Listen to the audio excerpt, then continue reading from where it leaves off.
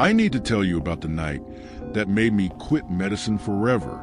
My name is Dr. Michael Harrison, and for 12 years, I worked as an attending physician in the emergency department of St. Catherine's Medical Center in Portland. I've seen everything you can imagine: car accidents, gunshot wounds, heart attacks, strokes, and I pronounced death more times than I care to remember.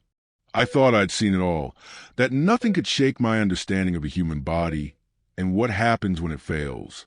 But on October 17th, 2023, something happened in room 237 that shattered every scientific principle I'd built my career on. I'm not looking for attention, and I don't care if you believe me. I just need to get this story out before it consumes what's left of my sanity. It started like any other Tuesday night shift. The emergency department was bustling with the usual chaos: a teenager with a broken arm from skateboarding, an elderly woman with pneumonia, a construction worker who nearly severed 2 fingers with a table saw. I'd been on duty for 6 hours already, and my coffee had gone cold in its paper cup, forgotten on the nurse's station counter.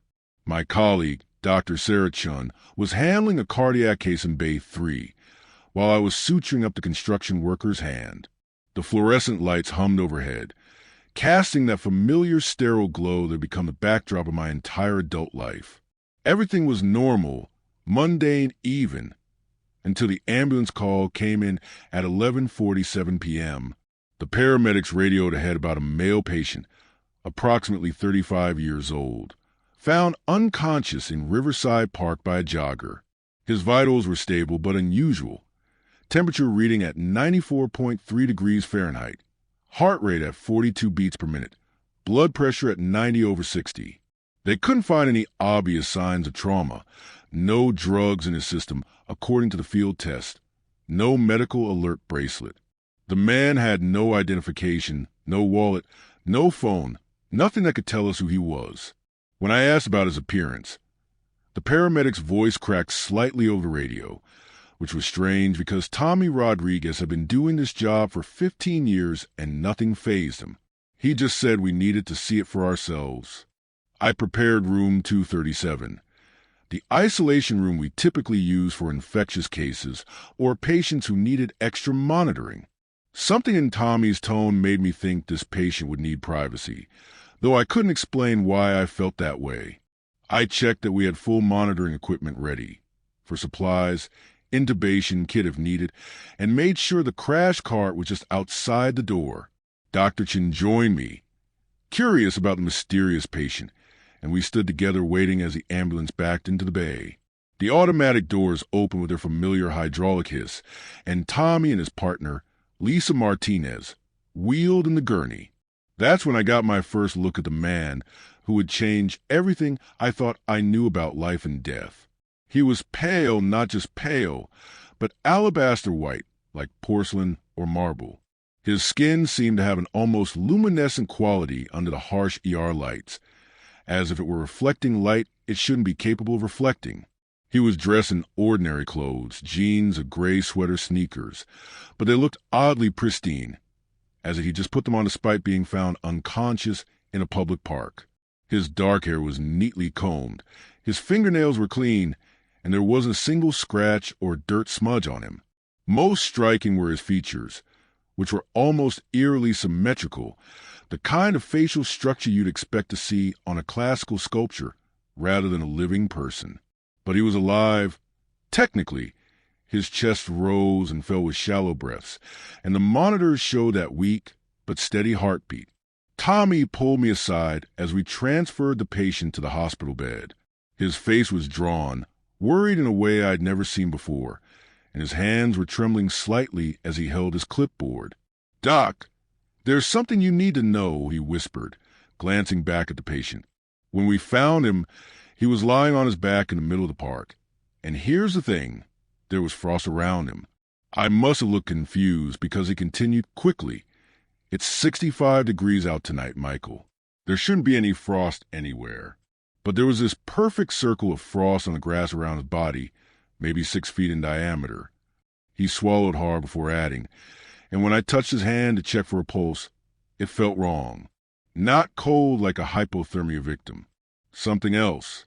something I can't describe. I thanked Tommy and turned my attention back to the patient, pushing his concerns to the back of my mind. As a doctor, I'm trained to focus on the measurable, the observable, the scientific. Frost could be explained by localized temperature variations, and unusual skin temperature was just a symptom I needed to investigate. Dr. Chun and I began our examination, running through our standard protocols with practice efficiency. We checked his pupils, equal and reactive, but there was something odd about the way they caught the light.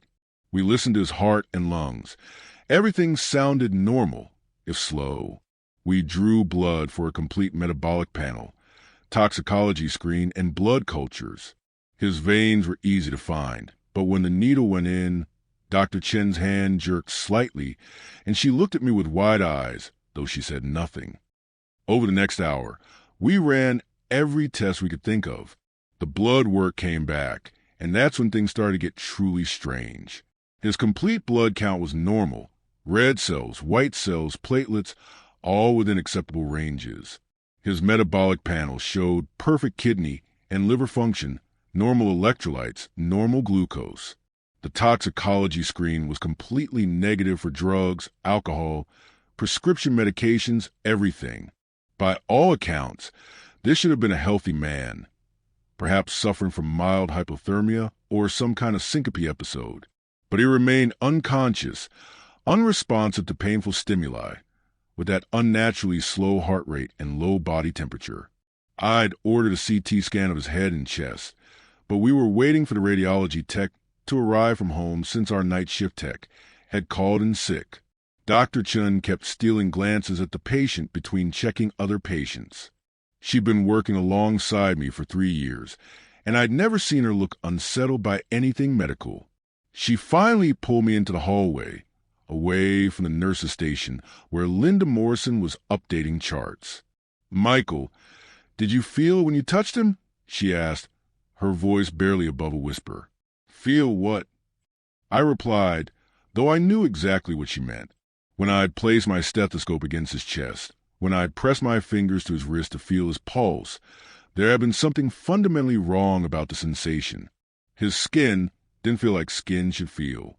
It was the right temperature now. We'd warmed him to 98.6 with blankets, but the texture, the give of it, was off in a way I couldn't articulate. "It's like touching a perfectly realistic mannequin," Sarah said, putting into words what I'd been trying not to think. "The temperature is right, the color is right, everything should be right, but something about it feels artificial." I wanted to dismiss her observation as fatigue or stress, but I couldn't. She was right. The patient's skin had an unusual quality. Too smooth, too uniform, lacking the tiny imperfections that make human skin identifiable as living tissue. There were no moles, no freckles, no scars, no age spots. His hands showed no calluses, no signs of any kind of physical labor or activity. It was as if someone had created a perfect human template and simply animated it. I decided we needed to be more thorough. I asked Linda to help me undress the patient completely so I could perform a full-body examination.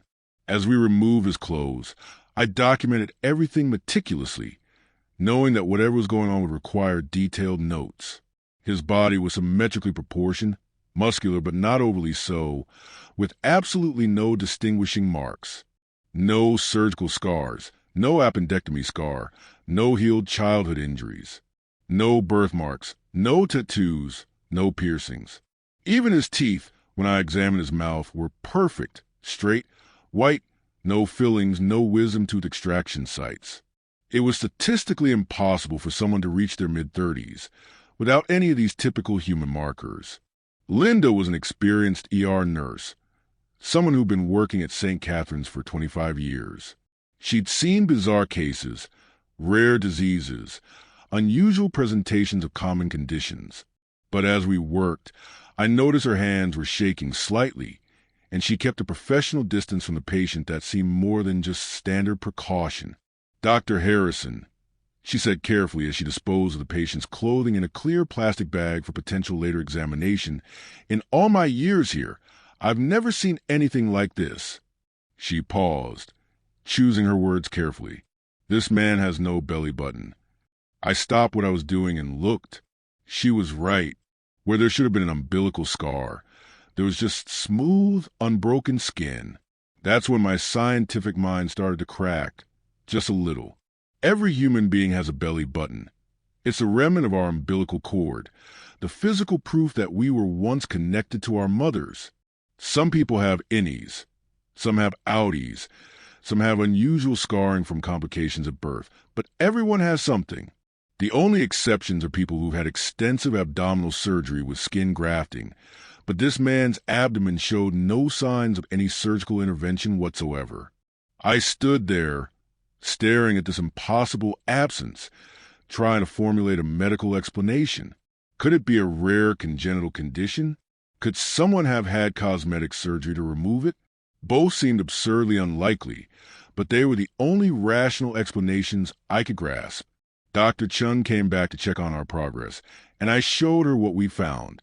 Her face went pale, and she stepped back from the bed as if the patient had suddenly become dangerous. "Michael, I think we need to call someone," she said, but neither of us could figure out who that someone would be. The police? We had no evidence of crime. The CDC? He showed no signs of infectious disease. A research hospital? On what grounds? That he was unusual? I made a decision that I thought was reasonable at the time but would later haunt me. I decided we'd wait for CT results, continue monitoring him, and document everything carefully. If he remained stable and unconscious, we'd transfer him to the ICU in the morning and let the attending physicians their puzzle over him. What I didn't know then was that the patient had already been awake for 10 minutes. The monitors showed no change, same heart rate, same breathing pattern, same blood pressure. But his eyes had opened while Linda and I had our backs turned to prepare more for fluids. They were open and staring at the ceiling, unblinking, and if anyone had been looking directly at his face, they would have seen that his irises were impossible. They weren't brown or blue or green or hazel. They were silver, like polished mercury, and they reflected the room around him with perfect clarity, as if his eyes were mirrors instead of biological organs. And he was listening to every word we said. At 1:30 a.m., everything changed. I was at the nurse's station, reviewing lab results on another patient, when I heard a sound from room 237 that I'd never heard before in my entire medical career. It wasn't a scream or a moan or any kind of vocalization I could identify. It was more like the sound of wind chimes, but wrong, as if the notes were in frequencies that human instruments weren't meant to produce. The sound lasted only 3 or 4 seconds, but it made my teeth ache and sent a cold spike of fear down my spine. Linda dropped the chart she was holding, and Dr. Chin came running from Bay 5, where she'd been treating an asthma patient. We rushed into room 237 together, and what we saw stopped us in our tracks. The patient was sitting upright in bed, moving for the first time since he'd arrived. His silver eyes were open and fixed on us with an intensity that was deeply unnerving. The monitors were going crazy. His heart rate had spiked to 120 beats per minute. His blood pressure was rising, and the pulse oximeter couldn't get a reading. But what drew my attention most was what was happening to his hands. They were held out in front of him, palms up, and his fingers were moving in patterns that seemed deliberate, purposeful, as if he were conducting an invisible orchestra or manipulating something we couldn't see. "Sir, can you hear me?" I asked, stepping closer despite every instinct telling me to keep my distance. "I'm Dr. Harrison. You're in St. Catherine's Hospital. You were found unconscious in Riverside Park. Can you tell me your name?" The patient's head turned toward me with fluid precision, and those mirror eyes locked onto mine. In that moment, I felt something I had never experienced before, a sense of being utterly, completely seen, as if this being was looking not at me but through me, examining every thought I'd ever had, every memory, every secret. The intensity of that gaze made me want to look away, but I forced myself to maintain eye contact, to stay professional. The patient's mouth opened, and he spoke for the first time. His voice was melodious, beautiful even, but there was something about it that wasn't quite right. It had harmonics, undertones that shouldn't have been possible from a human vocal cord. "Where am I?" he asked in perfect, unaccented English. "What is this place?" I repeated that he was in a hospital, that we were trying to help him, that we needed to know his name and what had happened to him. He looked around the room slowly, taking the monitors, the force stand, the medical equipment, as if he'd never seen such things before. His expression was difficult to read.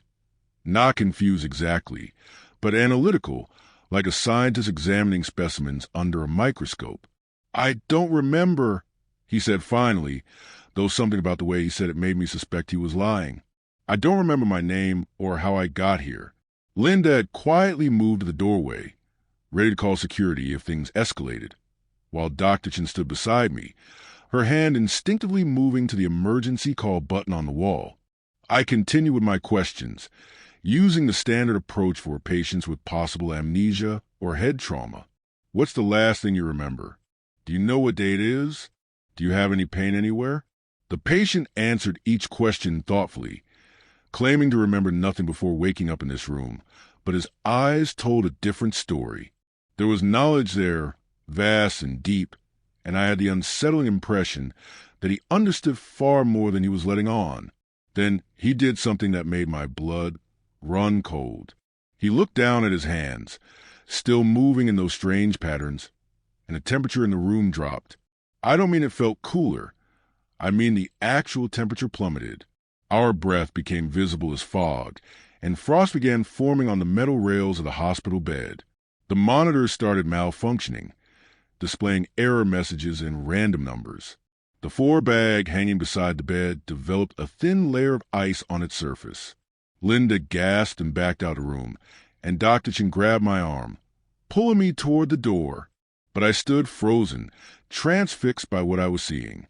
The patient looked up at us, and for the first time, something like emotion crossed his face.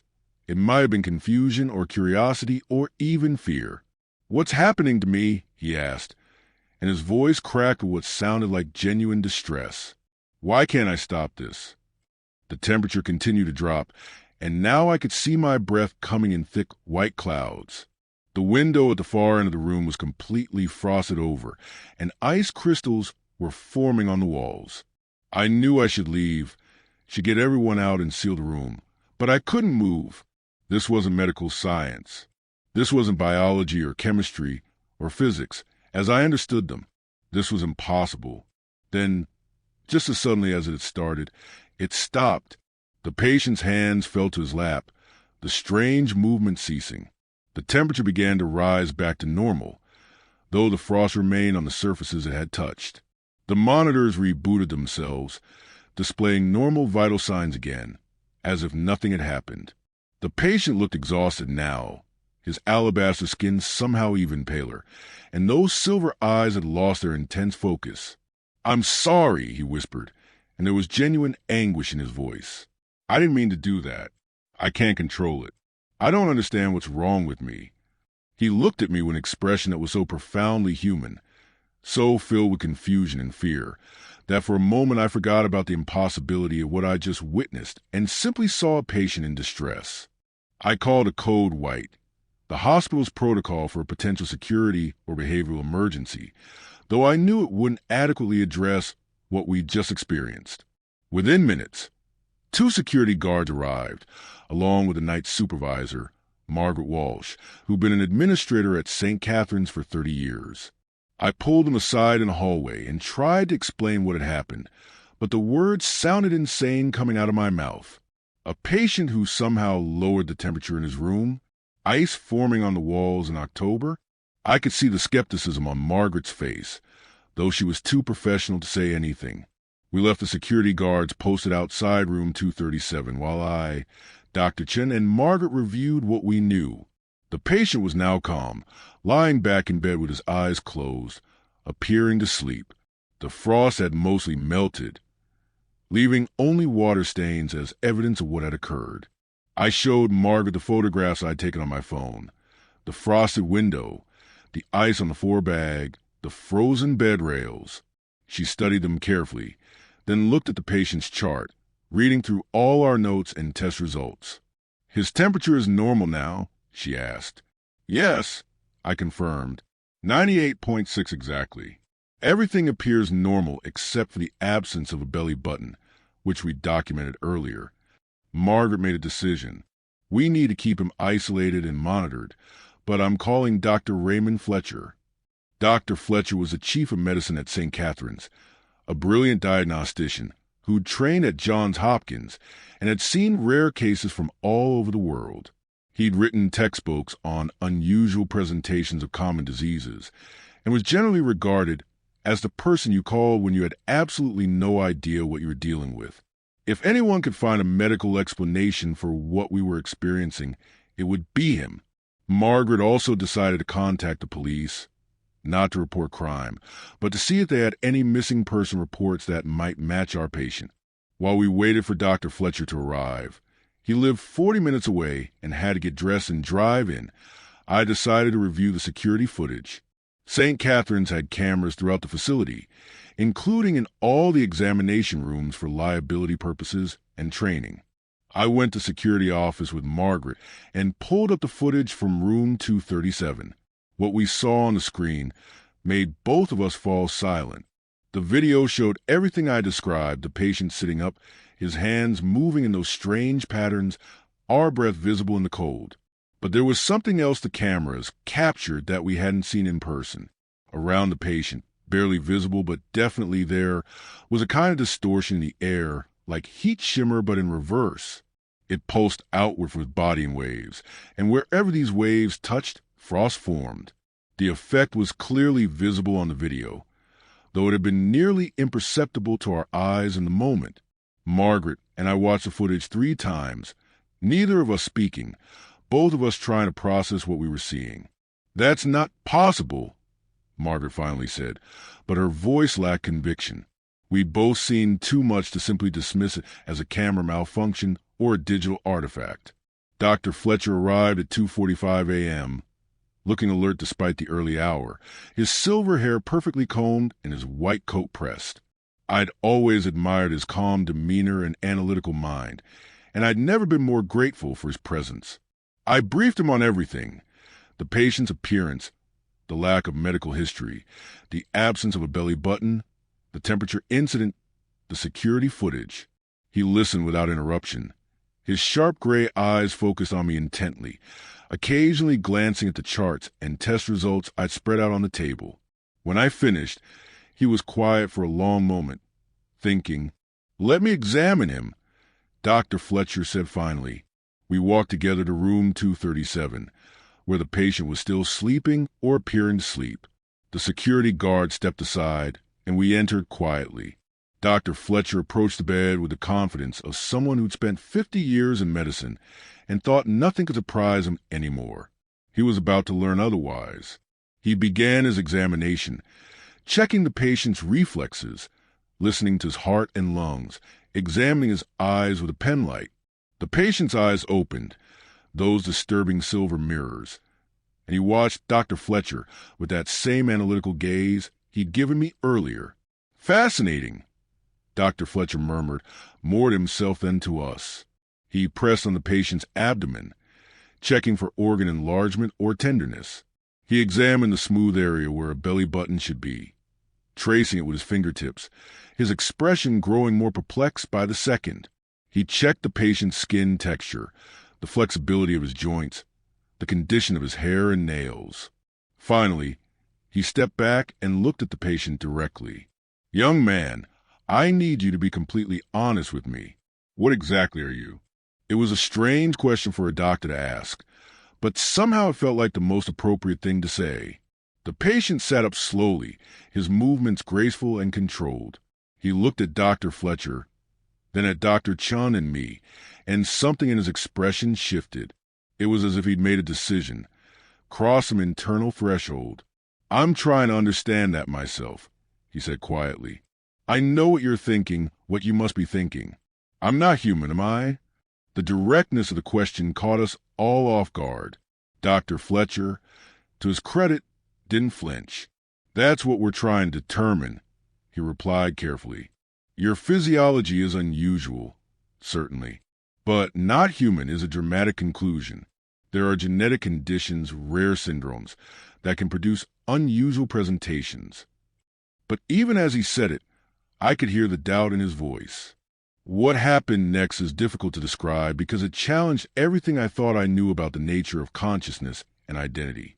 The patient looked down at his hands, turning them over slowly as if seeing them for the first time. When he spoke, his voice was different, less guarded, more vulnerable. "I have memories," he said softly, "but they're not my memories. They belong to someone or something else. I remember being in other places, other forms. I remember existing before this." He gestured to his body. "But I don't remember choosing this form or coming here. It's as if I woke up suddenly, finding myself in this shape in that park, with no understanding of how I got here." Dr. Fletcher pulled up a chair and sat down, a gesture that transformed the dynamic from doctor-patient to something more like an interview or even a conversation between equals. "Tell us about these memories," he said gently. "What do you remember?" The patient was quiet for a long moment, his silver eyes distant, as if he were looking at something far away or long ago. "I remember cold," he said finally, "not the cold of weather, but the cold of space, a void. I remember light, but not light like your sun. Different frequencies, different colors that don't have names in your language. I remember moving through dimensions that aren't like the 3 dimensions you experience. And I remember others like me." Dr. Chin had been silent until now, but she stepped forward, her scientific curiosity overcoming her fear. "Others like you?" she asked. "You're saying there are more beings like you?" The patient nodded slowly. "Yes, or there were. I'm not sure anymore. The memories are fragmented, incomplete. It's like trying to remember a dream after you've been awake for hours. You know what happened, you recall pieces, but a coherent narrative is gone." He paused, struggling to find the right words. "I think something happened. Something went wrong. I think I'm not supposed to be here, in this form, in this place. This feels like a mistake, an accident." I found myself believing him, which terrified me more than any medical mystery. As a scientist, I should have been looking for rational explanations. Dissociative identity disorder, elaborate delusions, some kind of psychotic break. But there was something about the way he spoke, the earnestness in his voice, that felt authentic. And there were the physical impossibilities we documented. The lack of a belly button, the skin texture, the temperature incident. These weren't things that could be faked or explained away by psychological conditions. "If you're not human," I asked, trying to keep my voice steady, "what are you?" The patient looked at me with those mirror eyes, and I saw my own reflection staring back at me, distorted and strange. "I don't have words for it in your language," he said. "The closest I can come is to say I'm a consciousness, an awareness that exists independently of physical form. Usually, we exist in states you would have difficulty comprehending. Not as bodies or even as energy in the way you understand it, but as patterns of thought and existence. We observe, we learn, we move through spaces and times are layered over your reality like transparencies over photograph. We don't usually interact with your world directly because the physics are incompatible. But somehow, I've been forced into this form, trapped in it." Dr. Fletcher leaned forward, his analytical mind fully engaged now. "When you say trapped, what do you mean? Are you suggesting that consciousness, your consciousness, is separate from the body we're seeing?" The patient nodded eagerly, as if relieved that someone was beginning to understand. "Yes, exactly. This body is like a container, but it's not my natural state. It's constraining, limiting. I can feel it deteriorating already, breaking down. The energy I'm made of doesn't fit properly into the structures of human biology. That's why strange things happen. The cold, the effects you saw earlier. It's my nature leaking through, incompatible with the physical laws that govern matter in your dimension." Linda had been listening from the doorway, and she spoke up now, her voice shaky but determined. "If that's true, if you're some kind of being from another dimension or reality, or whatever, how did you end up here? How did you get trapped in a human body?" The patient's expression darkened, and for the first time, I saw something like anger or frustration cross his features. "I was pushed," he said quietly. "Or pulled. I was in my natural state, observing your world as I've done countless times before, when something reached out and forced me into this form. It felt like falling, like being compressed into a space far too small. One moment I was free, existing as I always have, and the next I was here, locked into flesh and bone, feeling pain and limitation for the first time in my existence." "Something pushed you?" Dr. Chen asked, her scientific skepticism evident despite everything we'd witnessed. "What kind of something?" The patient shook his head. "I don't know. That's what frightens me most. In my natural state, there are many things that could affect me, let alone trap me like this. Whatever did this is powerful, more powerful than anything I've encountered before, and I have no idea why it targeted me or what its purpose might be." He looked around the room, his gaze settling on each of us in turn. "You need to understand something. If there's a force capable of doing this to me, of pulling beings from other dimensions and trapping them in physical forms, then your world is in danger. This might not be an isolated incident." Over the next 3 hours, as dawn began to break outside the hospital windows, we watched the patient's condition change in ways that confirmed his impossible story. His body began to show signs of breakdown that didn't follow any known medical pattern.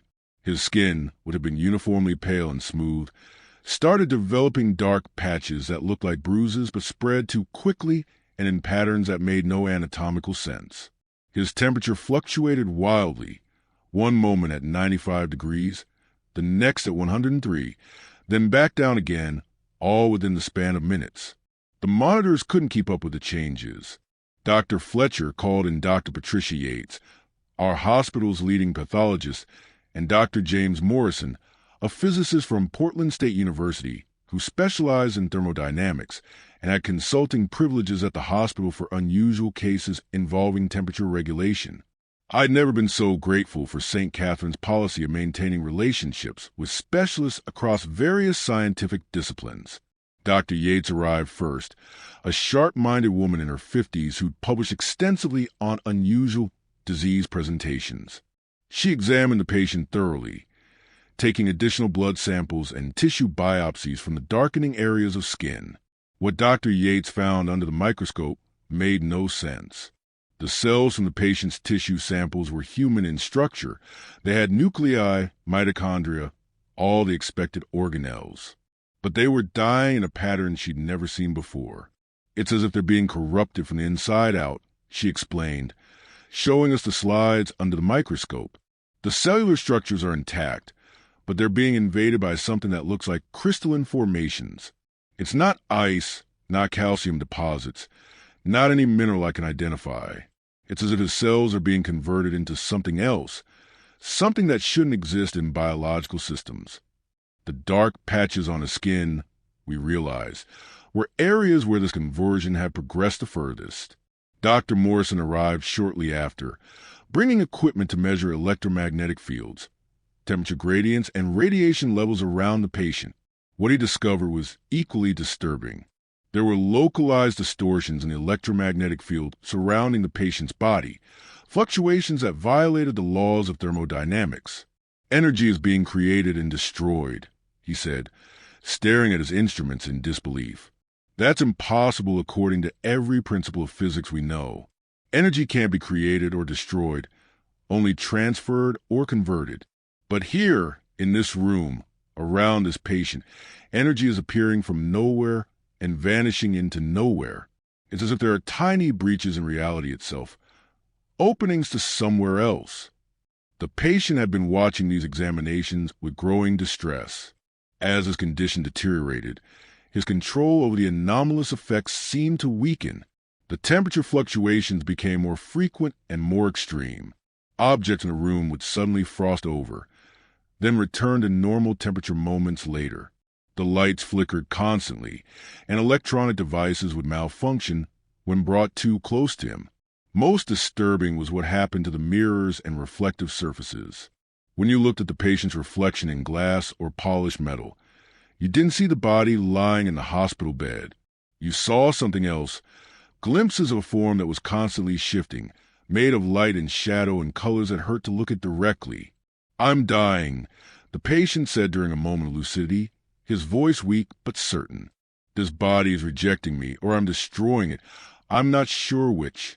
The energy that makes up my consciousness is tearing apart the molecular structures of the flesh. I can feel it happening, every cell breaking down, every system failing. It's not like dying should be. From what I understand of your biology, there's no gradual shutdown of organs. It's more like the whole structure is dissolving simultaneously, being unmade." He looked at Dr. Fletcher, and there was fear in those silver eyes. "What happens to me when this body dies? Will I be freed, or will I be trapped in it, experiencing whatever comes after death? I don't know, and that terrifies me." Dr. Fletcher had maintained his professional composure throughout the night, but now even he looked shaken. "Is there anything we can do?" he asked. "Any way to stabilize your condition, to slow down this deterioration?" The patient shook his head weakly. "I don't think your medicine can help me. This isn't a disease or an injury in any conventional sense. This is a fundamental incompatibility between what I am and the physical laws that govern this body. The only thing that might save me is finding whoever or whatever forced me into this form and making them reverse the process. But I don't know how to find them, and I'm running out of time. I made a decision, then that would haunt me for the rest of my life. I told the patient that we would help him, that we would do everything in our power to find answers and possibly a solution. Dr. Chun, Dr. Fletcher, and the others agreed, though I could see the doubt and fear in their eyes. We were stepping far beyond the boundaries of medicine into territory that touched on quantum physics, dimensional theory, and possibilities that shouldn't exist. But we were doctors, scientists, people who dedicated our lives to helping others and seeking truth. If this being was telling us the truth, if there was even a chance that some malevolent force was pulling entities from other dimensions and trapping them in physical forms, then we had a responsibility to act. For the next several hours, our small team worked frantically to find any evidence or explanation for what was happening. Dr. Morrison brought in colleagues from the university's physics department, though we had to be careful about what we revealed. We told them we were investigating anomalous electromagnetic readings and unusual thermodynamic effects, without mentioning the source. Dr. Yates continued analyzing tissue samples, trying to understand the crystalline structures that were forming in the cells. Dr. Chun and I searched through medical literature for any cases that might provide insight, reports of unusual body temperatures, bizarre skin conditions, anything that might give us a foothold. It was Dr. Chun who found the first lead. Buried in an obscure medical journal from 1967, she discovered a case report from a hospital in Oslo, Norway. A patient had been brought in with symptoms nearly identical to what we were seeing: alabaster white skin, no belly button, silver reflective eyes, and a progressive deterioration that the doctors couldn't explain. The Norwegian physicians had documented strange temperature effects and electromagnetic disturbances, though their equipment had been far more primitive than ours. The patient had died within 48 hours of admission, and the autopsy had revealed the same crystalline structures in the tissues that Dr. Yates was finding. But what made the case particularly relevant was what happened after the patient died. According to the report, at the moment of death, there had been a burst of light from the body, so intense that it temporarily blinded everyone in the room. The body had then rapidly decomposed, disintegrating into a fine powder that the physicians described as similar to ash but with metallic sheen. All the tissue samples and photographs from the case had been stored in the hospital's archives, but when the journal authors tried to retrieve them for publication, they discovered that the entire archive room had been cleared out by unknown parties. There was no record of who had authorized the removal, and no trace of where the materials had gone. I showed the article to our patient, who read it with trembling hands. "There have been others," he whispered, his voice filled with a mixture of relief and horror. "I'm not the only one this has happened to, but that means whatever is doing this has been active for decades, maybe longer. He looked up at us, his silver eyes pleading. The light they describe at the moment of death. I think that's what happens when consciousness like mine is forcibly released from physical form. It's violent, destructive. If I die here, in this hospital, that same thing will happen. You need to move me somewhere isolated, somewhere the burst won't hurt anyone. His concern for our safety, even as he faced his own dissolution, struck me as profoundly human despite his claims of being something else entirely. Dr. Fletcher made arrangements to move the patient to an isolated research facility attached to the hospital, a building we use for infectious disease isolation and radiation therapy. It was constructed with reinforced walls and was far enough from the main hospital that any incident would be contained. We transported him carefully, keeping him sedated to minimize the risk of another temperature incident during the move. The security footage from that transport would later show the same distortion effect around him, ripples in reality that followed wherever he went. By the time we got him settled in the isolation facility, it was approaching noon, and the patient had been in our care for over 12 hours. Dr. Morrison had been running calculations based on his measurements, and he came to us with a theory that was both fascinating and terrifying. Based on the rate of deterioration and the increasing frequency of the anomalous events, I estimate he has less than 24 hours before complete system failure, he said, showing us his graph and equations. But there's something else. The energy distortions around him are growing stronger, not weaker.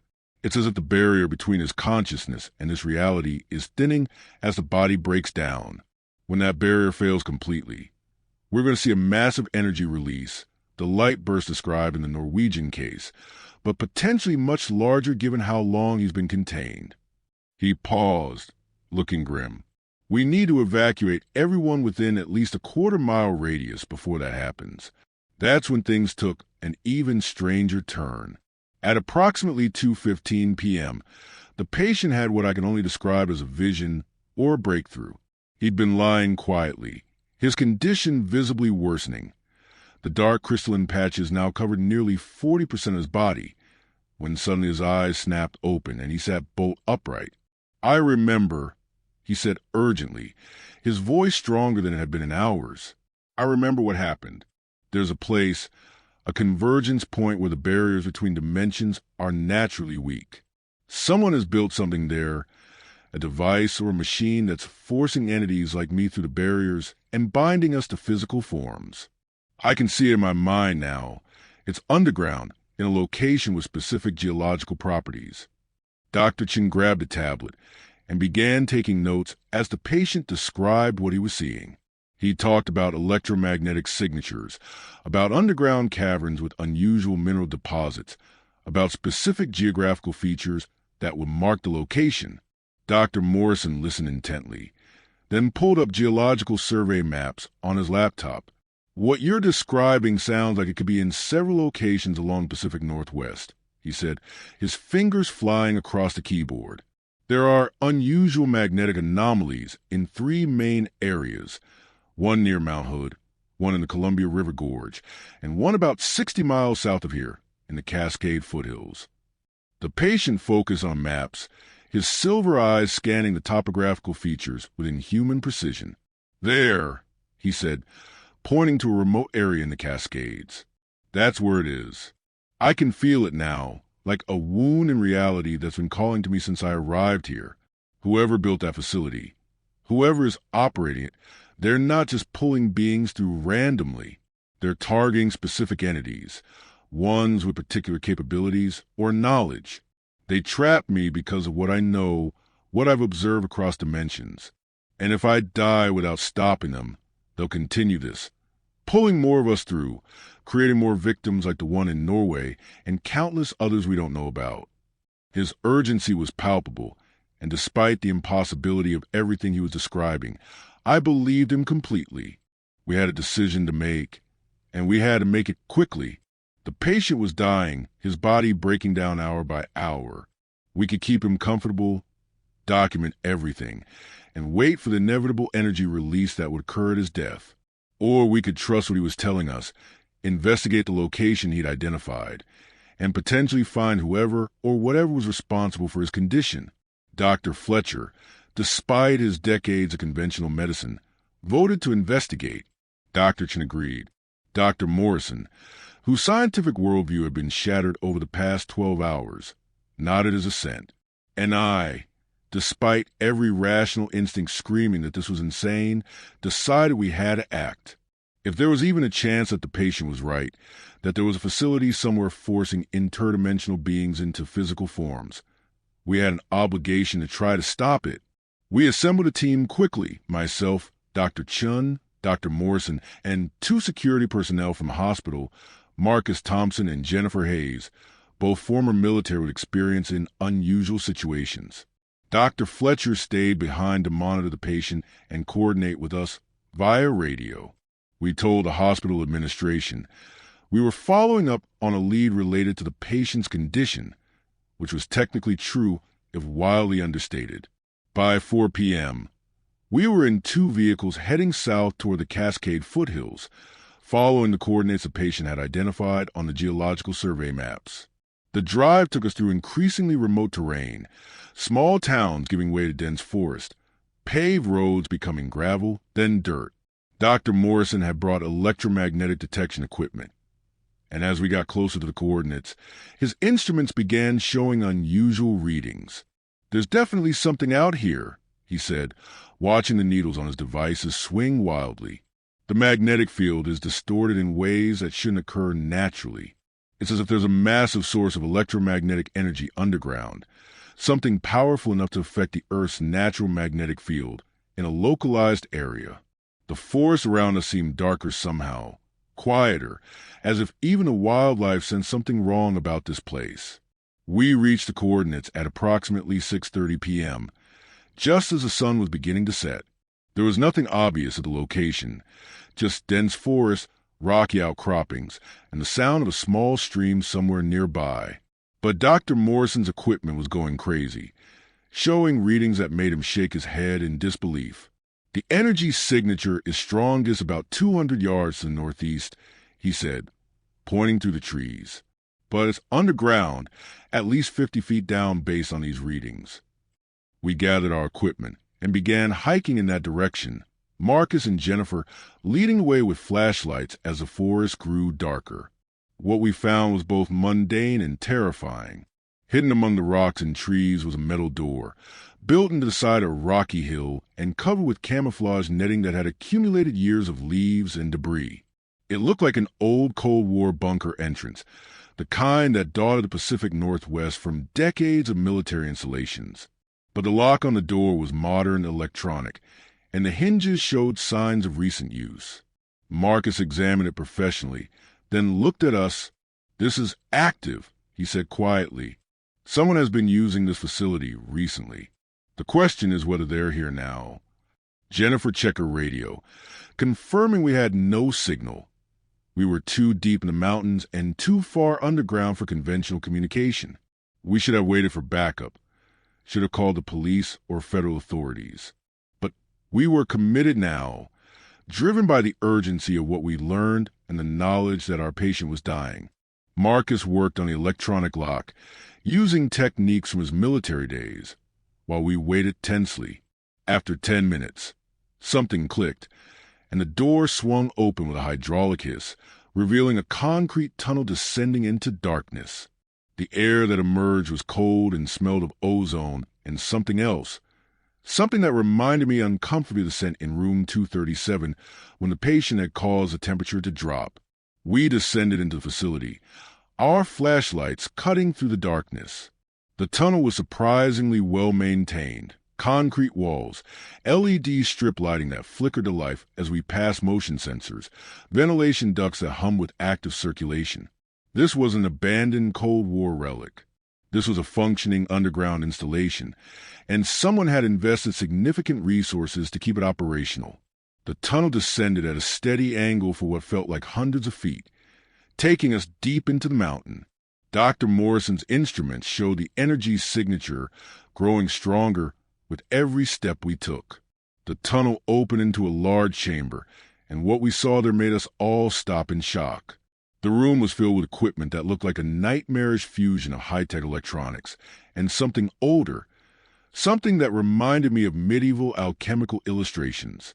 There were massive electromagnetic coils arranged in a circular pattern, computer servers covered in blinking lights, and in the center of it all, a structure that defied easy description. It was crystalline, like the formations Dr. Yates had found in the patient cells, but massive, perhaps 15 feet tall and pulsing with internal light. The air around it shimmered with the same distortion effect we'd seen on the security footage, and looking at it directly made my eyes hurt and my head swim. But what drew our attention most were the capsules. Arranged in a circle around the central crystalline structure were 7 transparent containers, each roughly the size and shape of a coffin, each containing a body. They looked human or human-like, but each had the same alabaster white skin, the same 2 perfect features as our patient. Some were male, some female, but all shared that uncanny quality that made them look like idealized sculptures rather than living people. They appeared to be unconscious, suspended in some kind of stasis, and each was connected by cables and tubes to the crystalline structure. Dr. Chen gasped, covering her mouth with her hand. "They're harvesting them," she whispered, "trapping these beings and keeping them contained. But for what purpose?" Before we could investigate further, lights blazed throughout the chamber, and a voice echoed from speakers hidden in the walls. I was wondering when someone would finally track down one of my facilities. The voice said male cultured with an accent I couldn't quite place. Most people aren't observant enough to notice the disappearances, let alone trace them back to their source. I'm impressed.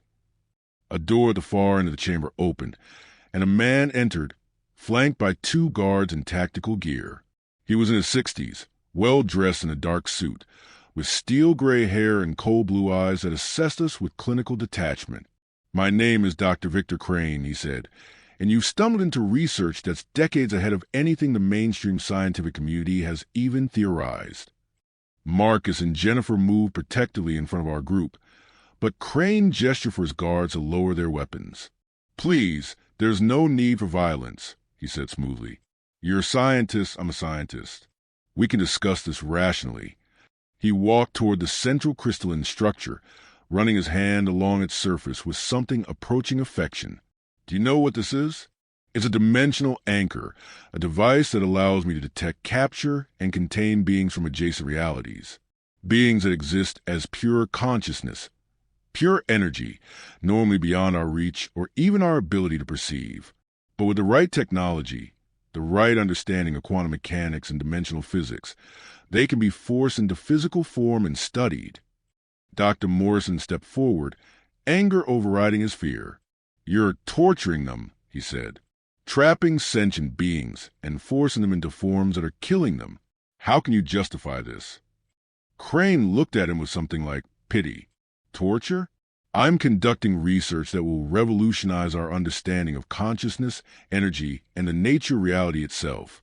These entities exist across dimensions, observing our universe from perspectives we can barely imagine. They have knowledge of physics, of space-time, a phenomena that could advance human science by centuries. Yes, the physical bodies deteriorate, that's unfortunate, but before they do, I extract everything they know, downloading their consciousness into my servers." He gestured to the massive computer banks lining the walls. "The patient at St. Catherine's," I said, my voice shaking with rage. "You trapped him. You're responsible for his suffering." Crane shrugged. "That one was an accident, actually.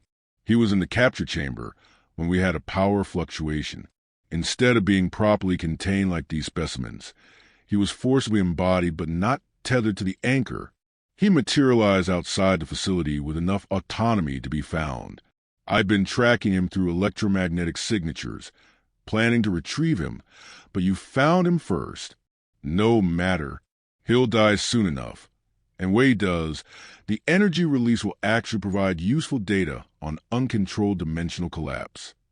Dr. Chung was examining the capsules more closely, her medical training overcoming her horror. "These people, these beings, they're still alive. We can see brain activity on the monitors. You're keeping them conscious while you extract their knowledge." Crane nodded. looking pleased that someone was paying attention to his methodology. Consciousness is the key. If I allowed them to die or even to slip into unconsciousness, the connection to their native dimensional state would sever, and I'd lose access to their knowledge. So yes, they remain aware throughout the process. It's necessary for the research. The casual way he described such cruelty made my stomach turn. Marcus had been slowly moving around the room, and now he spoke urgently. "Dr. Harrison, look at this." He'd found another chamber, smaller than the main room, filled with filing cabinets and computer terminals. I joined him, and what I saw there made me realize the full scope of Crane's operation. There were files on dozens of cases, entities that had been captured, studied, and allowed to die. Some of the files went back to the 1960s, including the Norwegian case Dr. Chun had found. Crane had been doing this for decades, operating facilities in multiple countries, perfecting his techniques. The knowledge he'd extracted filled servers with data that, as he'd said, could indeed revolutionize science, but at a cost that was unconscionable. "We're shutting this down," I said, turning to face Crane. "We're freeing these beings and destroying your research." Crane's expression hardened, and his guards raised their weapons again. "I don't think so," he said coldly. "You don't understand what's at stake here. The knowledge I've gained, the technology I've developed, it represents the future of humanity. Yes, there are costs. Yes, there is suffering. But progress always requires sacrifice." He pressed a button on a remote control in his hand, and the crystalline structure began to pulse more rapidly, its light growing brighter. "In fact, you've given me an opportunity. I've never had the chance to study how these entities react to human witnesses. Let me show you what happens when I increase the dimensional pressure." The beings in the capsules began to convulse, their bodies arching against the restraints. The temperature in the room plummeted, frost forming on every surface. The distortion effect around the crystalline structure intensified, and I could see things moving within it. Shapes and colors that hurt to perceive, glimpses of other realities bleeding through into our own.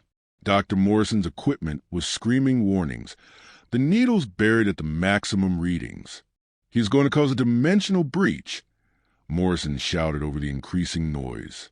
"If he pushes too hard, the barriers between realities will collapse. It won't just kill these beings. It could create a permanent rupture in space-time."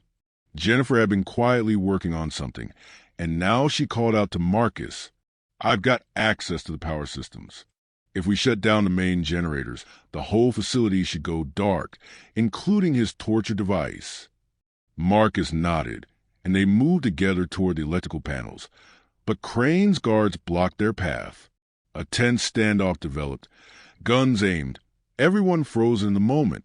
I realized that everything was about to go terribly wrong, that we were seconds away from either a firefight or a dimensional catastrophe, possibly both.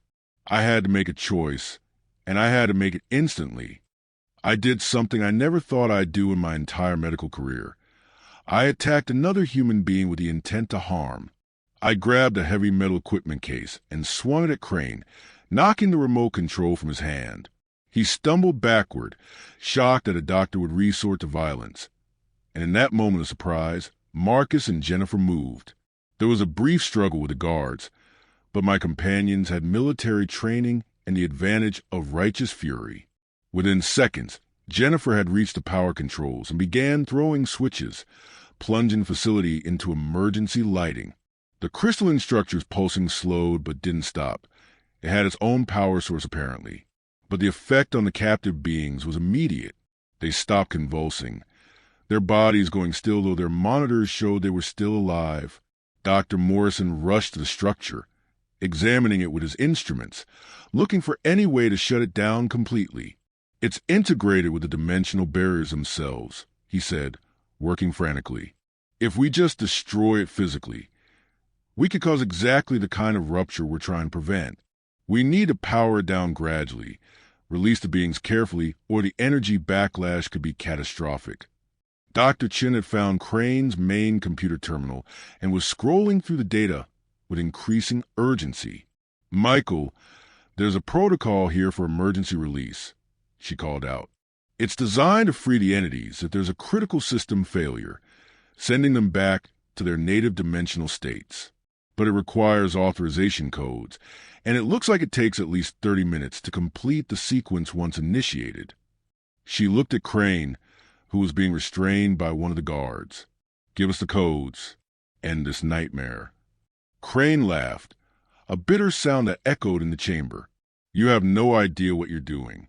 Those codes will free the entities, yes, but the process releases massive amounts of energy. This facility is designed to contain that release, but you've damaged the power systems. If you initiate the emergency protocol now, the energy discharge will destroy everything within a half-mile radius. This installation, the mountain above us, and everyone in it, gone." He looked at us with something like satisfaction. "You can't win. Either you leave the entities trapped, or you kill yourselves trying to free them." I looked at Dr. Chun, at Dr. Morrison, at Marcus and Jennifer. We were all thinking the same thing. There had to be another way. Morrison was still studying the crystalline structure, his mind working through the physics of what Crane had built. "Wait," he said slowly. "The patient at the hospital, he's connected to all of this, isn't he? He's the same type of being, forced into physical form by the same process. If he's still alive, he might be able to act as a buffer, a focal point to absorb or redirect the energy when we initiate the release protocol. It's theoretically possible that his partial connection to both realities could stabilize the transition." Dr. Fletcher's voice crackled over our radios. We regained signal now that Jennifer had activated the facility's communication arrays while working on the power systems. "Michael, we have a problem here. The patient condition has deteriorated severely. He's asking for you. He says he can feel what's happening, that he knows what you found. He wants to talk to you before—" Fletcher's voice broke slightly. "Before he dies? You need to get back here. We don't have much time." I made a decision in that moment that still haunts me. I told Dr. Chun to stay with Morrison and work on accessing the release protocol. I told Marcus and Jennifer to secure Crane and his guards, to make sure they couldn't interfere. And I ran through the tunnels, up to the surface, to one of our vehicles. I drove like a madman back toward Portland, pushing the vehicle far beyond safe speeds, racing against time and death itself. I called ahead to Dr. Fletcher, telling him everything we'd found, explaining Morrison's theory about using the patient as a focal point for the energy release. Fletcher listened in silence, then said quietly, "He already knows, Michael. He says he's been feeling the others, the ones still trapped. He says he'll do it. He'll try to save them, even if it costs him everything." I reached St. Catherine's at 10:47 p.m., nearly 18 hours after the patient had first arrived. I burst into the isolation facility where we'd moved him, and what I saw broke my heart. The patient had deteriorated drastically. The crystalline formations now covered most of his body, and the dark patches had spread everywhere. But his silver eyes were still alert, still aware, and when he saw me, something like relief crossed his features. "You found it," he said, his voice barely a whisper. "You found where I came from, where others are trapped. Tell me you can free them. Tell me this wasn't all for nothing." I explained Morrison's theory that we could use the patient's unique state, partially embodied, partially still connected to his native dimension, as a buffer during the emergency release. That if we timed it correctly, initiated the release protocol at the exact moment of his death, his consciousness could act as a bridge, allowing the other entities to transition safely while absorbing the worst of the energy discharge. It was theoretical, dangerous, and would certainly mean his death. But it might save the others and prevent the catastrophic explosion Crane had threatened. The patient listened carefully, then nodded slowly. "I'll do it," he said simply. "I've been trapped in this form for less than a day, and the suffering has been unbearable. Those others have been prisoners for months, years, some of them. If I can free them, if I can stop this from happening to anyone else, then my death will have meaning." Dr. Fletcher had set up a communication link with the underground facility, so Dr. Chun and Dr. Morrison could coordinate with us in real time. They'd access Crane systems using codes they found in his files, and they were ready to initiate the emergency release protocol. But they needed us to confirm the exact timing. We had to tell them the moment the patient's physical body failed, so they could synchronize the release. The next 20 minutes were the longest of my life. I sat beside the patient's bed, monitoring his vital signs, watching as his body slowly shut down. He talked to me during those final minutes, telling me about his existence, about the dimensions he'd traveled, about the beauty and wonder of consciousness unbound by physical form. "Will it hurt?" he asked at one point, and I was honest with him. "I don't know," I said. "I don't know what death means for a being like you, or what will happen when your consciousness is released from this form. But I'll be here with you. You won't be alone." He seemed comforted by that, and his hand, cold and crystalline now, squeezed mine weakly. His vital signs were failing rapidly, blood pressure dropping, heart rate becoming irregular, breathing shallow and labored. I called Dr. Chun and told her to prepare to initiate the protocol.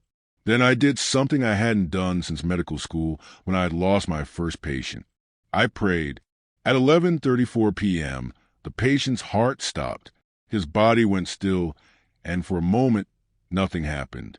Then his eyes opened one last time, those silver mirrors reflecting my face in the room, and something beyond, dimensions and realities I couldn't begin to comprehend. "Thank you," he whispered, and his voice had harmonics in it, sounds that resonated with something deep in my consciousness, for treating me like a person, for believing me, for trying to save the others. Thank you. Then the light came. It started as a glow from within his body, growing brighter and brighter until I had to shield my eyes. The temperature dropped so fast that frost formed on every surface instantly, and the air itself seemed to shimmer and distort. I heard Dr. Chen's voice over the radio, shouting that the protocol had been initiated, that the entities in the underground facility were being released. Then there was a sound, like the one we'd heard in room 237, but 1,000 times more powerful, and the light exploded outward. I was thrown backward against the wall, and for a moment I saw things I still can't fully describe. Other worlds, other realities. Spaces where physics worked differently and consciousness existed in forms beyond human comprehension. And I saw the entities being freed, flowing like rivers of light back to their native dimensions, liberated from their physical prisons. When I regained consciousness, Dr. Fletcher was standing over me, checking my pupils with a pen light. The isolation room was destroyed. Walls cracked, equipment shattered, everything covered in a fine metallic powder that shimmered in the emergency lighting. The patient's body was gone, completely disintegrated, leaving only that powder behind. The others? I asked urgently. Dr. Fletcher helped me sit up, and his expression was grim but hopeful. Dr. Chin reports that all 7 entities in the underground facility were successfully released. There was significant structural damage to the installation, but no explosion, no dimensional rupture. Morrison says the patient's consciousness did exactly what he theorized. It absorbed and redirected the energy, allowing for controlled release instead of a catastrophic one. He saved them, Michael. He saved them all. The next 72 hours were a blur of activity, debriefing, and decisions that would affect the rest of my life. Marcus and Jennifer had successfully detained Crane and his personnel, and with the evidence we gathered from the facility, federal authorities became involved. The FBI, the Department of Energy, and several agencies whose acronyms I'd never heard of descended on the underground installation. Crane's research was seized, his facilities shut down, and charges were filed that would keep him in prison for the rest of his life. But the full truth of what he'd been doing, the nature of the entities he'd trapped, was classified at the highest levels. The official story was that he'd been conducting illegal energy experiments and had endangered public safety. Dr. Chun, Dr. Morrison, and I spent hours with federal agents, telling them everything we'd witnessed. They listened carefully, took our evidence, and then made it very clear that we were never to speak publicly about any of this. The crystalline powder that remained after the patient's death was collected and analyzed. though the results were never shared with us. The other doctors and staff at St. Catherine's who've been involved, Dr. Fletcher, Dr. Yates, Linda Morrison, were all interviewed and given the same instructions. We'd stumbled onto something that the government had apparently been aware of for decades, something they were desperate to keep secret from the public. But I couldn't just return to normal life. Couldn't pretend that everything I'd seen and experienced hadn't fundamentally changed me. I submitted my resignation to St. Catherine's Medical Center 2 weeks after the incident. Dr. Fletcher tried to convince me to stay, arguing that the ER needed experienced doctors like me. But I couldn't do it anymore. Every time I looked at a patient, I wondered what mysteries might lie beneath the surface, what impossible truths might be hiding in plain sight. Medicine suddenly seemed inadequate, limited to treating the physical, while ignoring entire dimensions of existence that I now knew were real. Dr. Chin made a similar decision, though she chose to leave medicine entirely and pursue theoretical physics, working with Dr. Morrison at the university. They were both driven by the same need to understand what we'd experienced, to find scientific frameworks that could account for what we'd witnessed. I visited them occasionally in their lab, listening as they discussed quantum entanglement, dimensional theory, and the nature of consciousness. Their work was brilliant, groundbreaking even, but it would never be published. The federal agencies that had classified Crane's research made it clear that certain avenues of investigation were off-limits, certain questions were not to be asked, and certain truths were to remain hidden. I spent months trying to find other cases, searching medical literature and obscure journals for reports similar to what we'd experienced. I found a few scattered cases over the decades where patients presented with impossible physiology or unexplainable phenomena. But in every case, the records have been sealed, the researchers silenced, the evidence classified or destroyed. There was a pattern, a systematic effort to suppress this knowledge, to keep humanity ignorant of the fact that we shared reality with other forms of consciousness, other types of existence.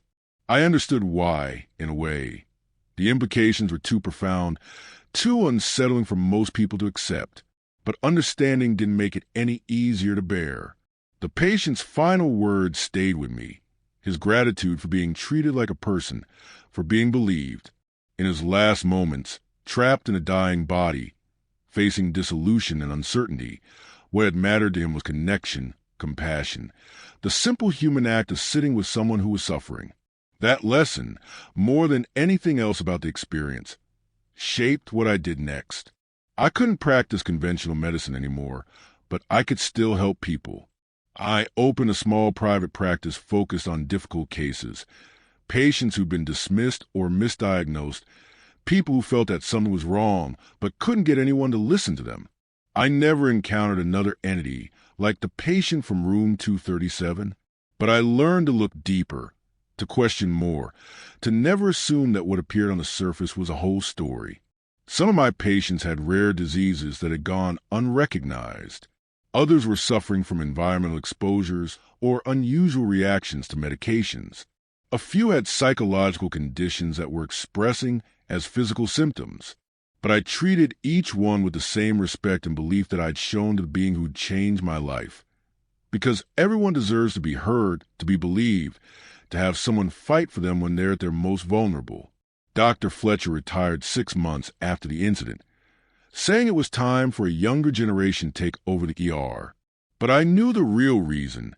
He couldn't unsee what he'd seen, couldn't unknown what he'd learned. We met for coffee occasionally, and we'd talk about that night in careful, coded language, never quite saying what we meant but understanding each other perfectly. He told me once that in his 50 years of medicine, nothing had affected him as profoundly as those 18 hours with the impossible patient. It reminded me why I became a doctor in the first place, he said. Not to treat diseases or repair injuries, but to help people, all people, regardless of what form they take or where they come from.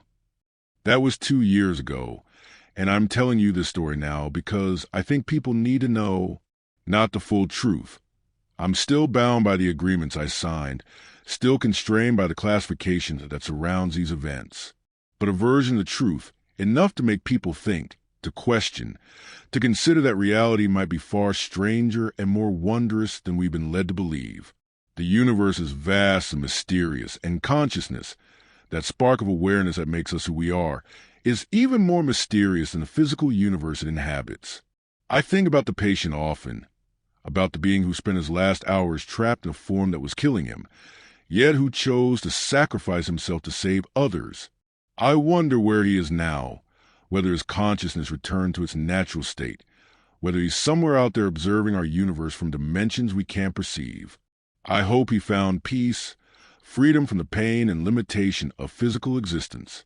I hope he knows that his sacrifice mattered, that the 7 entities he helped free are also back where they belong, and that his courage prevented countless others from suffering the same fate. The underground facility was completely destroyed after federal investigators finished their work. I heard through unofficial channels that 2 other similar installations were found and shut down, though Crane insisted there were more. He claimed he'd been part of a larger network, that there were others conducting similar research in countries around the world. Whether that's true or just the paranoid fantasies of a man trying to seem more important than he was, I don't know. But I find myself looking at scientific facilities differently now, wondering what might be happening in classified labs, what research might be conducted behind closed doors and classified briefings. The metallic powder that remained after the patient's death, the same powder that had been found in Norway, and presumably in other cases, was analyzed by specialists who had security clearances far above anything I'd ever have. I was told that the material didn't match any known element or compound, that its atomic structure was impossible according to current models of physics. When exposed to certain electromagnetic frequencies, it would briefly become transparent, and observers reported seeing through it into what looked like other spaces, other realities. The samples were eventually stored in a secure facility somewhere, locked away with other things the government doesn't want the public to know about. I've had dreams since that night.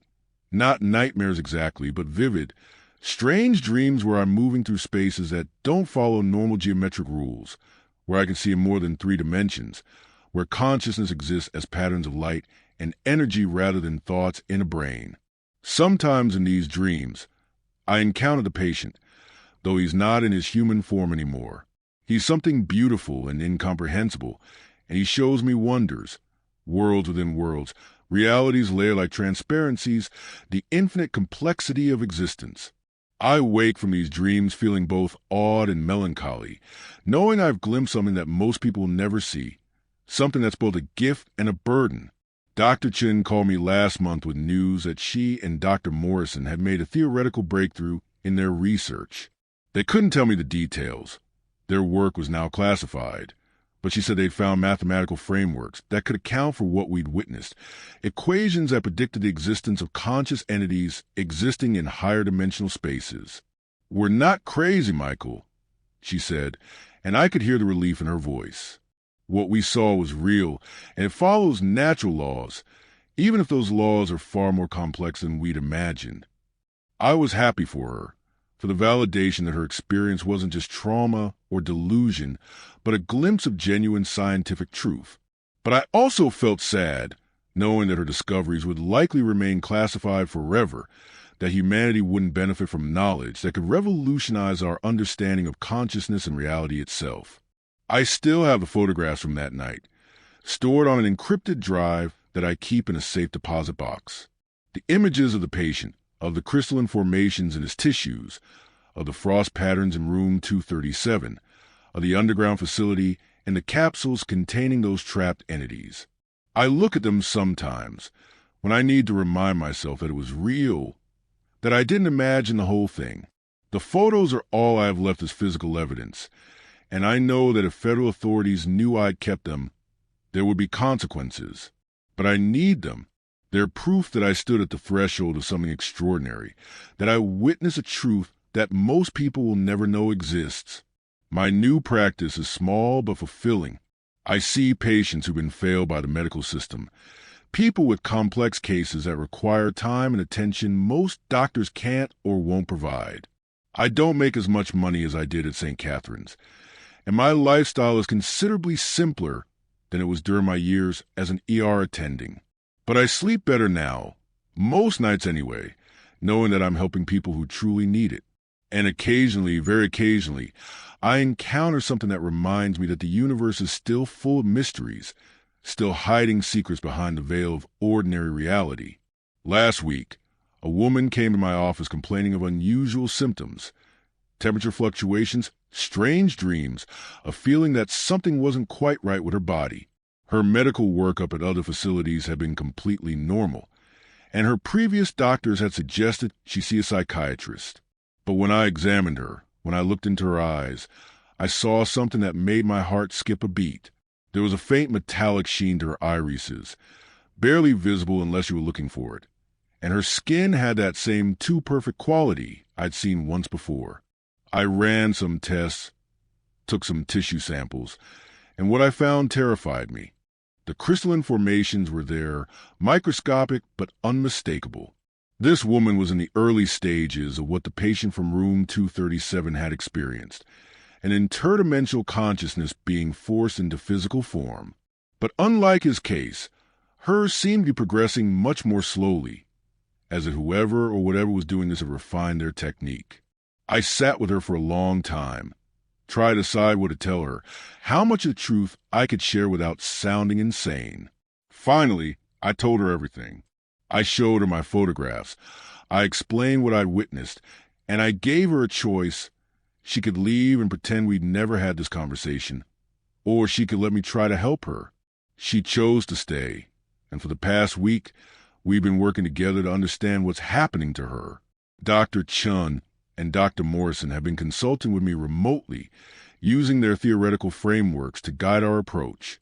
We're trying to find a way to reverse the process, to send her consciousness back to its native dimension before the physical deterioration becomes irreversible. It's experimental, dangerous, and probably illegal given the classified nature of this research. But I made a promise to the being in room 237 that I would never let this happen to anyone else if I could prevent it, and I intend to keep that promise. I don't know if we'll succeed. I don't know if there are more cases out there, more entities being trapped and suffering in silence. I don't know if the network Crane claimed to be part of is real, or if his facilities were the only ones. What I do know is that the universe is far stranger than most people imagine, that consciousness exists in forms we're only beginning to understand, and that sometimes the impossible walks through your door and asks for help. When that happens, you have two choices. You can turn away, or you can step forward and do whatever you can. I chose to step forward that night in October, and that choice cost me my career, my certainty about the nature of reality, and my peace of mind. But it also gave me something invaluable, a glimpse of the infinite complexity of existence, a connection to mysteries that transcend the mundane concerns of daily life, and the knowledge that I helped save 7 beings from unimaginable suffering. If I had to make the choice again, knowing everything I know now, I'd do the same thing without hesitation. So that's my story. That's why I'm no longer a hospital doctor, why I left emergency medicine, and everything I'd worked for. I saw something that medicine can't explain, something that challenges every assumption our civilization makes about the nature of life and consciousness. And once you've seen something like that, once you've looked into those silver mirror eyes and recognized the vast intelligence behind them, you can never go back pretending that the world is simple, that reality is what it appears to be, that we understand even a fraction of what's really going on in the strange, beautiful, terrifying universe we inhabit. If you're listening to this and thinking I'm crazy, that's okay. I understand skepticism. I was a scientist, after all, trained to doubt extraordinary claims. But if you're listening and something about this story resonates with you, if you've experienced something that defies explanation, if you've looked at reality and felt like there was something more beneath the surface, then I want you to know you're not alone. There are others who've seen the impossible, who carry the weight of knowledge that can't be shared openly. We're out here, living with our secrets, doing what we can to help when the extraordinary touches the ordinary world. And to any beings that might be listening from other dimensions, other realities, other modes of existence, I remember the one who died to save the others, who chose compassion over survival, who taught me that consciousness and humanity aren't the same thing. I remember and I honor that sacrifice by staying open to wonder, by treating every patient with the respect and belief they deserve, by never forgetting that reality is vast and mysterious and full of possibilities we've barely begun to imagine. The universe is stranger than we know. It's stranger than we can know. But it's also more beautiful, more interconnected, more full of meaning than our limited perspectives allow us to perceive. That's what I learned from my 18 hours with an impossible patient. And that's the truth I carry with me every day. It's a heavy burden sometimes, knowing what I know. But it's also a gift, a reminder that wonder still exists in this world, that magic, real magic, not tricks or illusions, but genuine mystery, is still possible if you're brave enough to look for it. Thank you for listening to my story. I know it sounds impossible. I know it challenges everything you thought you knew about medicine, about science, about the nature of reality. But I swear to you, every word of it is true. I was a hospital doctor until I saw something medicine can't explain. And now I'm something else, a witness, a keeper of secrets, a person trying to help in whatever way I can when the impossible walks through my door. Stay curious. Stay open. And remember that the universe is far more extraordinary than anyone has ever told you. Sometimes, in the quiet moments, you might catch a glimpse of it, the vast complexity, the infinite possibilities, the consciousness that exists in forms beyond our comprehension. When that happens, don't look away. Lean in, bear witness, because those moments of wonder, of connection to something greater than ourselves, are what make us truly human, truly alive. That's all I have to say. That's the story of how I lost my career and found something far more important.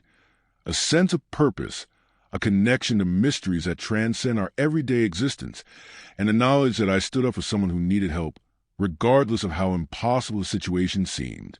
I hope it means something to you. I hope it makes you think, makes you question, makes you wonder what else might be hiding in plain sight, waiting for someone brave enough or foolish enough to pay attention. Take care of yourselves out there. And if you ever find yourself face to face with the impossible, remember, sometimes the most human thing we can do is to offer compassion to something that isn't human at all. That's the lesson I learned in room 237, and it's a lesson I'll carry with me for the rest of my life.